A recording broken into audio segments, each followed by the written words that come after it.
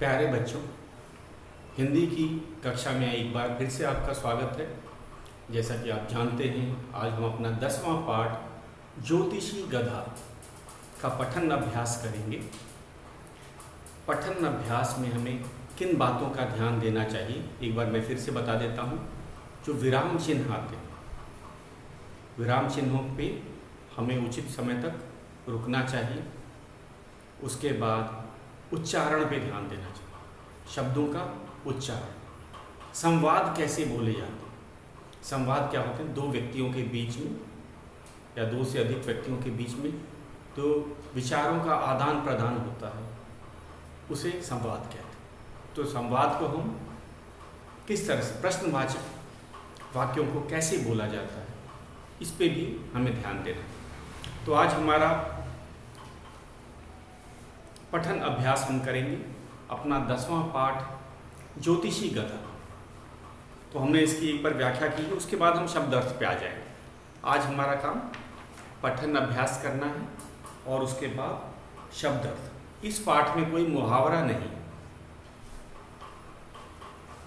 तो ज्योतिषी गधा अभी हम लोग पढ़ लेते हैं, इसके बाद आपको गृह कार्य मैं दूंगा। गृह कार्य में न केवल पठन अभ्यास होगा, बल्कि आपको पता ही है, एक पेज सुलेख लेखन और एक चित्र हम बनाते हैं और लिखित में एक शब्दार्थ। इस पाठ में कोई मुहावरा नहीं, तो इसीलिए हम केवल शब्दार्थ ही लिखेंगे, मुहावरा लिखने की कोई आवश्यकता नहीं। तो शुरू करते हैं पठन अभ्यास। पाठ 10 ज्योतिषी गधा। बहुत समय पहले इटली में अल्फांसो नाम का एक व्यक्ति रहता था।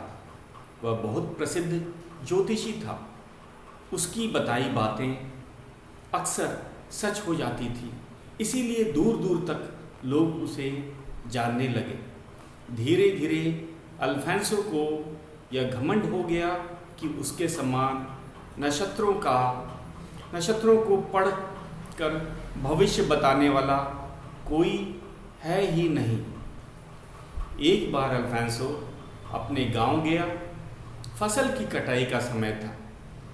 फसल कटवाने और उसकी देखभाल के लिए अल्फांसो को कुछ समय गांव में ही रुकना पड़ा।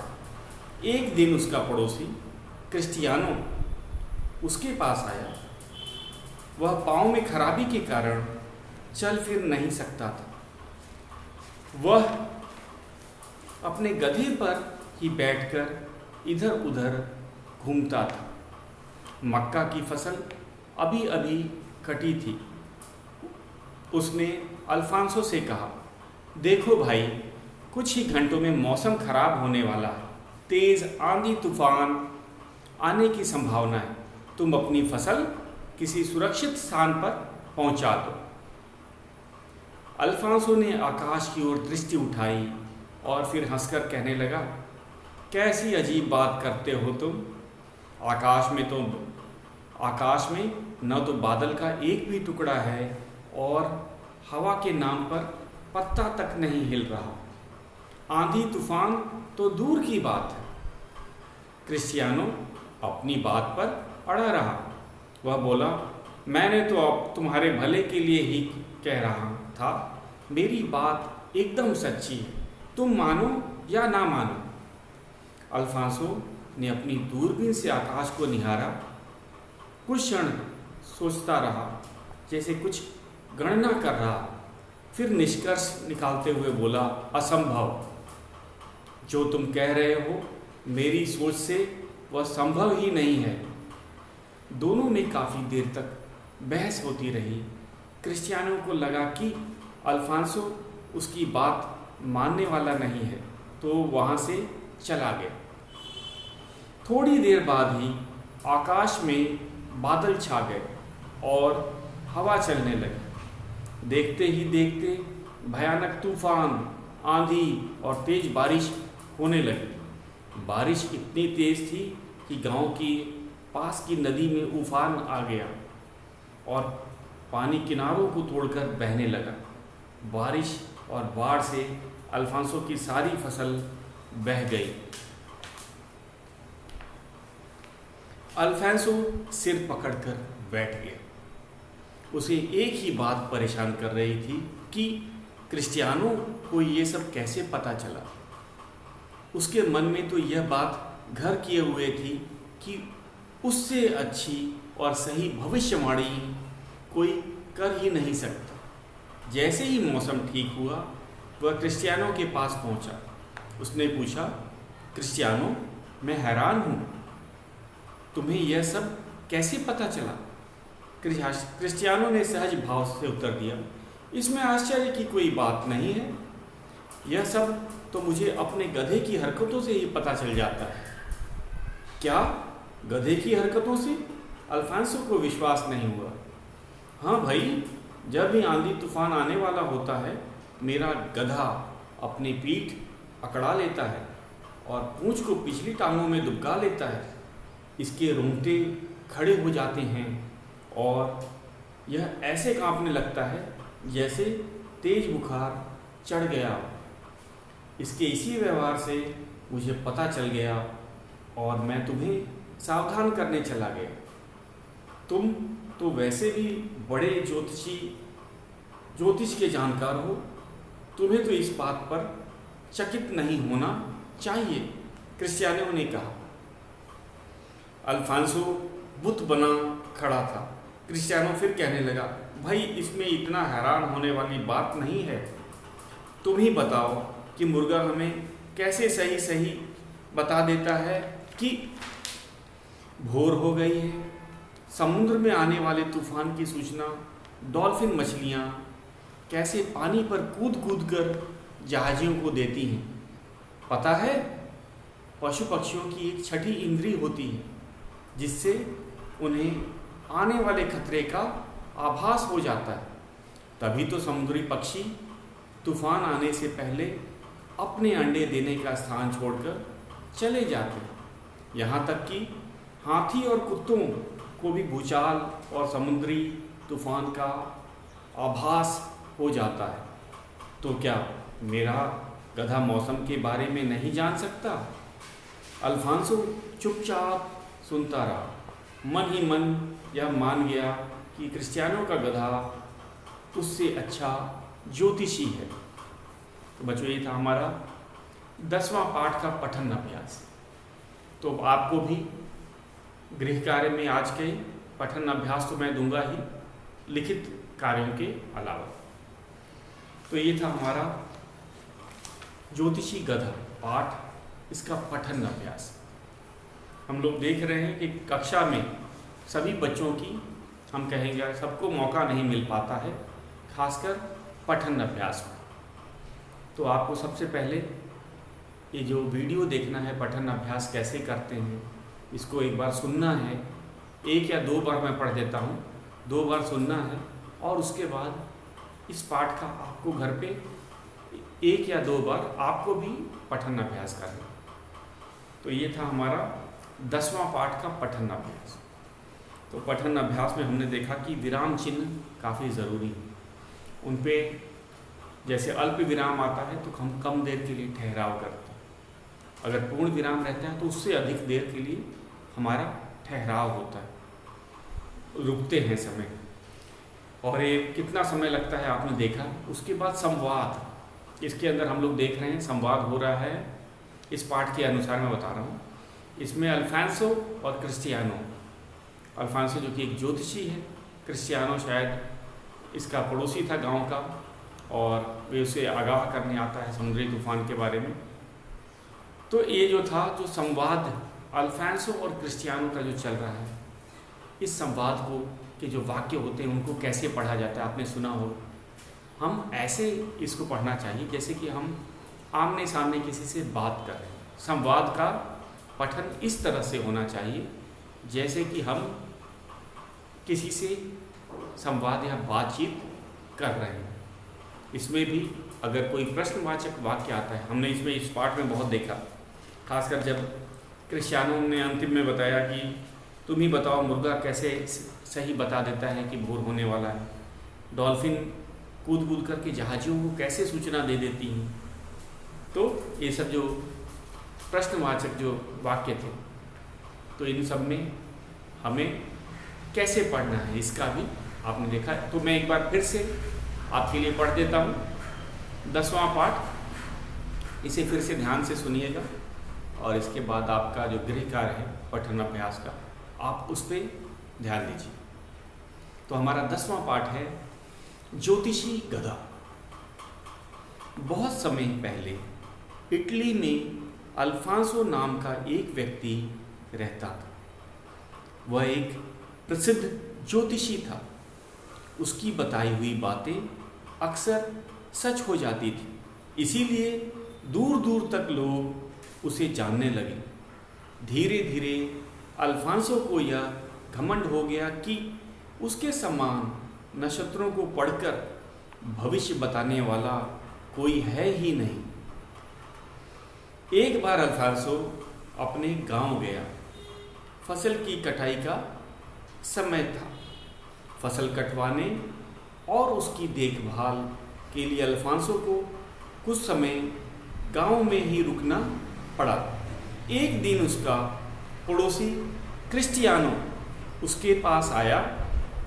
वह पाँव में खराबी के कारण चल फिर नहीं सकता था। वह अपने गधे पर ही बैठकर इधर उधर घूमता था। मक्का की फसल अभी अभी कटी थी। उसने अल्फांसो से कहा, देखो भाई, कुछ ही घंटों में मौसम खराब होने वाला है। तेज आंधी तूफान आने की संभावना है। तुम अपनी फसल किसी सुरक्षित स्थान पर पहुंचा दो। अल्फांसो ने आकाश की ओर दृष्टि उठाई और फिर हंसकर कहने लगा, कैसी अजीब बात करते हो तुम। आकाश में न तो बादल का एक भी टुकड़ा है और हवा के नाम पर पत्ता तक नहीं हिल रहा। आंधी तूफान तो दूर की बात। क्रिस्टियानो अपनी बात पर अड़ा रहा। वह बोला, मैं तो तुम्हारे भले के लिए ही कह रहा था। मेरी बात एकदम सच्ची है, तुम मानो या ना मानो। अल्फांसो ने अपनी दूरबीन से आकाश को निहारा। कुछ क्षण सोचता रहा, जैसे कुछ गणना कर रहा। फिर निष्कर्ष निकालता हुआ बोला, असंभव। जो तुम कह रहे हो मेरी सोच से वह संभव ही नहीं है। दोनों में काफ़ी देर तक बहस होती रही। क्रिस्टियानो को लगा कि अल्फांसो उसकी बात मानने वाला नहीं, तो वह वहाँ से चला गया। थोड़ी देर बाद ही आकाश में बादल छा गए और हवा चलने लगी। देखते ही देखते भयानक तूफान, आंधी और तेज बारिश होने लगी। बारिश इतनी तेज थी कि गांव के पास नदी में उफान आ गया और पानी किनारों को तोड़कर बहने लगा। बारिश और बाढ़ से अल्फांसो की सारी फसल बह गई। अल्फांसो सिर पकड़कर बैठ गया। उसे एक ही बात परेशान कर रही थी कि क्रिस्टियानो को यह सब कैसे पता चला। उसके मन में तो यह बात घर किए हुए थी कि उससे अच्छी और सही भविष्यवाणी कोई कर ही नहीं सकता। जैसे ही मौसम ठीक हुआ, वह क्रिस्टियानो के पास गया। उसने पूछा, क्रिस्टियानो, मैं हैरान हूँ कि तुम्हें यह सब कैसे पता चल गया। क्रिस्टियानो ने सहज भाव से उत्तर दिया, इसमें आश्चर्य की कोई बात नहीं है। यह सब तो मुझे अपने गधे की हरकतों से ही पता चल जाता है। क्या, गधे की हरकतों से? अल्फांसो को विश्वास न हुआ। हाँ भाई, जब भी आंधी तूफान आने वाला होता है, मेरा गधा अपनी पीठ अकड़ा लेता है और पूंछ को पिछली टांगों में दुबका लेता है। इसके रोंगटे खड़े हो जाते हैं और यह ऐसे कांपने लगता है जैसे तेज बुखार चढ़ गया हो। इसके इसी व्यवहार से मुझे पता चल गया और मैं तुम्हें सावधान करने चला गया। तुम तो वैसे भी बड़े ज्योतिष के जानकार हो, तुम्हें तो इस बात पर चकित नहीं होना चाहिए, क्रिस्टियानो ने कहा। अल्फांसो बुत बना खड़ा था। क्रिस्टियानो फिर कहने लगा, भाई इसमें हैरान होने की बात नहीं है। तुम ही बताओ कि मुर्गा हमें कैसे सही बता देता है कि भोर हो गई है। समुद्र में आने वाले तूफान की सूचना डॉल्फिन मछलियाँ कैसे पानी पर कूद कूद कर जहाजियों को देती हैं। पता है, पशु पक्षियों की एक छठी इंद्री होती है जिससे उन्हें आने वाले खतरे का आभास हो जाता है। तभी तो समुद्री पक्षी तूफान आने से पहले अपने अंडे देने का स्थान छोड़कर चले जाते हैं। यहाँ तक कि हाथी और कुत्तों को भी भूचाल और समुद्री तूफान का आभास हो जाता है। तो क्या मेरा गधा मौसम के बारे में नहीं जान सकता? अल्फांसो चुपचाप सुनता रहा। मन ही मन वह मान गया था कि क्रिस्टियानो का गधा उससे अच्छा ज्योतिषी। तो बच्चों, ये था हमारा पठन अभ्यास। तो आज हमने इस पाठ का 2-3 बार पठन अभ्यास करना है। तो पठन अभ्यास करते समय आपके पास अपनी बुक खुली होनी चाहिए और जहाँ पे मैं पढ़ रहा हूँ वहाँ पे उसके नीचे आपको अपनी उंगली से रखनी चाहिए ताकि आपको पता चले मैं कौन सा शब्द पढ़ रहा हूँ, उसका उच्चारण किस प्रकार है। तो ये सुन के और देख के ही आएगा। अगर पठन अभ्यास को आप करना चाहते हो तो पठन अभ्यास तो आपको स्वयं करना होगा, लेकिन पठन अभ्यास में उच्चारण और जो विराम चिन्हों का प्रयोग के लिए आपको पुस्तक खोल के रखनी होगी और जैसे जैसे मैं पढ़ रहा हूँ आपको मेरा अनुसरण मेरे साथ चलना पड़ेगा। तो एक बार ये अंतिम बार फिर से मैं इसको पढ़ देता हूँ। सबकी बुक खुली होनी चाहिए। अगर बुक आपकी खुली नहीं होगी तो आपको किस शब्द का क्या उच्चारण है वो आपको शायद सही ढंग से ना पता चले। तो ये हमारा ये पठन अभ्यास ये अंतिम बार है। आपको अपना 10वां पाठ ज्योतिषी गधा, इसको आप पुस्तक खोल लें। इसके बाद इस पठन अभ्यास के बाद हम अपने शब्दार्थ पे चले जाएंगे बच्चों। शब्दार्थ को लिख के याद करना होगा। तो चलते हैं अपना अंतिम बार 10वां पाठ ज्योतिषी गधा का पठन करने। और आपको गृह कार्य में आज पठन अभ्यास ही दिया जाएगा। और पठन अभी आप अपनी बुक खोल लीजिए और देखिए मैं कैसे पढ़ रहा हूँ, फिर आपकी बारी आएगी। बहुत समय पहले इटली में अल्फांसो नाम का एक व्यक्ति रहता था। वह एक प्रसिद्ध ज्योतिषी था। उसकी बताई हुई बातें अक्सर सच हो जाती थी, इसीलिए दूर दूर तक लोग उसे जानने लगे। धीरे धीरे अल्फांसो को यह घमंड हो गया कि उसके समान नक्षत्रों को पढ़कर भविष्य बताने वाला कोई है ही नहीं। एक बार अल्फांसो अपने गांव गया। फसल की कटाई का समय था। फसल कटवाने और उसकी देखभाल के लिए अल्फांसो को कुछ समय गांव में ही रुकना पड़ा। एक दिन उसका पड़ोसी क्रिस्टियानो उसके पास आया। वह पाँव में खराबी के कारण चल फिर नहीं सकता था। वह अपने गधे पर ही बैठकर इधर उधर घूमता था। मक्का की फसल अभी अभी कटी थी। उसने अल्फांसो से कहा, देखो भाई, कुछ ही घंटों में मौसम खराब होने वाला है। तेज आंधी तूफान आने की संभावना है। तुम अपनी फसल किसी सुरक्षित स्थान पर पहुंचा दो। अल्फांसो ने आकाश की ओर दृष्टि उठाई और फिर हंसकर कहने लगा, कैसी अजीब बात करते हो तुम। आकाश में तो बादल का एक भी टुकड़ा नहीं है और हवा के नाम पर पत्ता तक नहीं हिल रहा। आंधी तूफान तो दूर की बात है। क्रिस्टियानो अपनी बात पर अड़ा रहा। वह बोला, मैं तो तुम्हारे भले के लिए ही कह रहा था। मेरी बात एकदम सच्ची है, तुम मानो या ना मानो। अल्फांसो ने अपनी दूरबीन से आकाश को निहारा।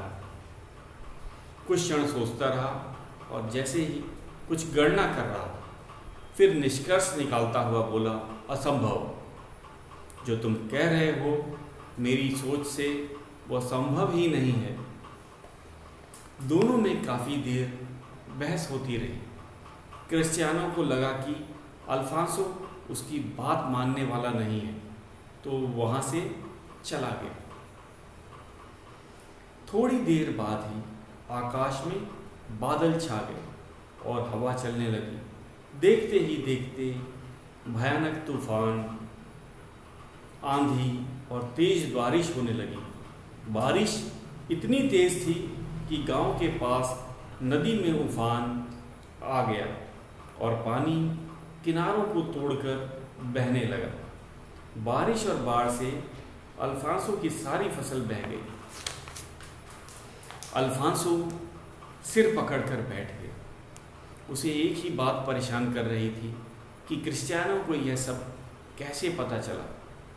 उसके मन में तो यह बात घर किए हुए थी कि उससे अच्छी और सही भविष्यवाणी कोई कर ही नहीं सकता। जैसे ही मौसम ठीक हुआ, वह क्रिस्टियानो के पास गया और पूछा, क्रिस्टियानो, मैं हैरान हूँ, तुम्हें यह सब कैसे पता चला? क्रिस्टियानो ने सहज भाव से उत्तर दिया, इसमें आश्चर्य की क्या बात है? यह सब तो मुझे अपने गधे की हरकतों से ही पता चल जाता है। क्या? गधे की हरकतों से? अल्फांसो को विश्वास न हो।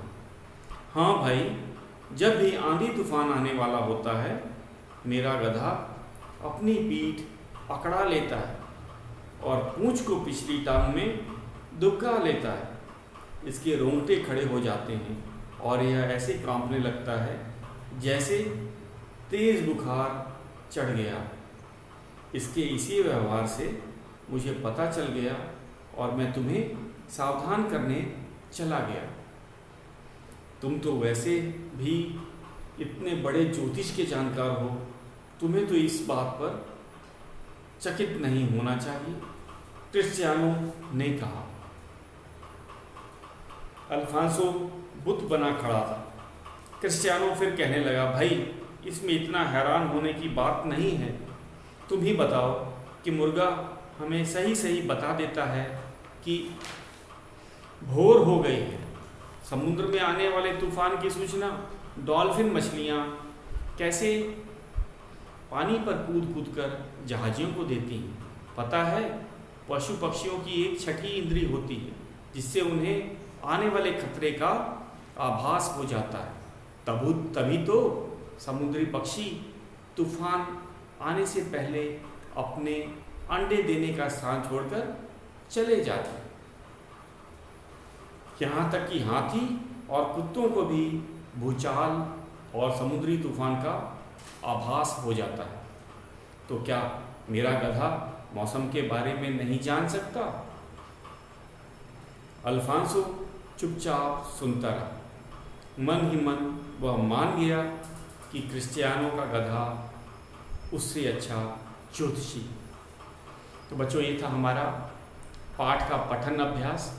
आपने देखा पठन अभ्यास कैसे किया जाता है, विराम चिन्हों पे रुकना, उच्चारण, ये सब उसी के भाग थे।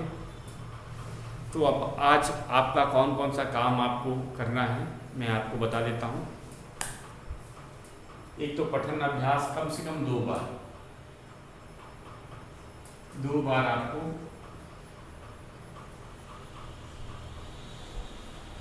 पठन अभ्यास।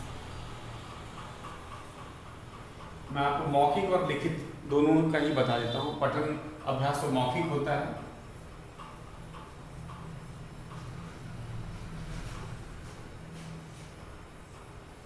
दूसरा मैं आपको देता हूँ, अभी मैं शब्दार्थ लिखवाऊंगा आपको।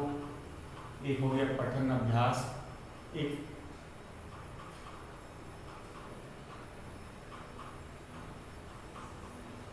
शब्दार्थ याद करें।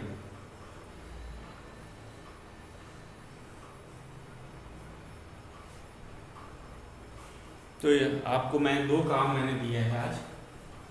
ये मौखिक काम, इसे मौखिक बोलेंगे क्योंकि ये आप पहला हो गया पठन अभ्यास, दूसरा हो गया शब्दार्थ। अब लिखित पे चलते हैं।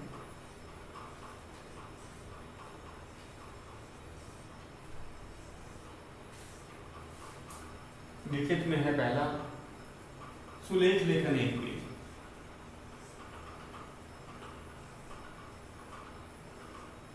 सुलेख लेखन 1 पेज।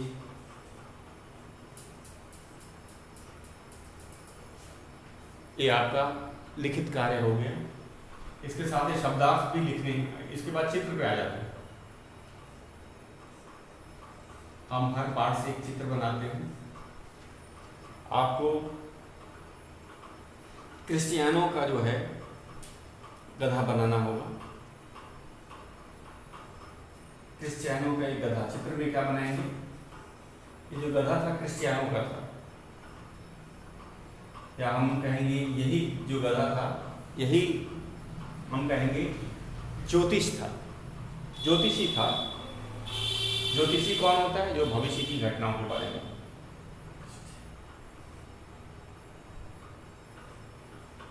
क्रिश्चियनों का गधा, या फिर आप कोई भी गधा का चित्र बना देंगे। और उसके बाद आ जाते हैं शब्दार्थ लिखना।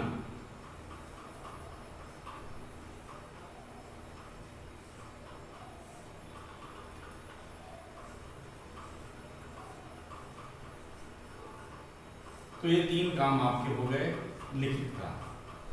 ये याद रखिएगा, ये लिखित आपके 3 काम हो गए। फिर से मैं आपको एक बार बता देता हूँ। मौखिक में आपको पाठ का पठन 2 बार करना है। शब्दार्थ भी याद करने हैं। जो अभी शब्दार्थ लिखवाऊंगा आपको, वो शब्दार्थ को आपको याद करना है। इस पाठ में कोई मुहावरा नहीं दिया गया, तो इसीलिए हम लोग केवल शब्दार्थ लिखेंगे। मुहावरा या मुहावरे लिखने की कोई आवश्यकता नहीं है। इसमें कोई भी मुहावरा नहीं दिया गया। तो ये थे हमारे मौखिक। लिखित वाले में आ गया सुलेख लेखन 1 पेज। जैसा कि हम हर पाठ का लिखने का भी अभ्यास करते हैं, आपको पता है। और हिंदी में अगर हम लेखन और पठन अगर इनका अभ्यास नहीं करेंगे तो हम भाषा का अच्छा ज्ञान नहीं कर पाएंगे। इसलिए पठन भी, कुछ बच्चे सोचते हैं पठन अभ्यास उतना ज़रूरी नहीं है।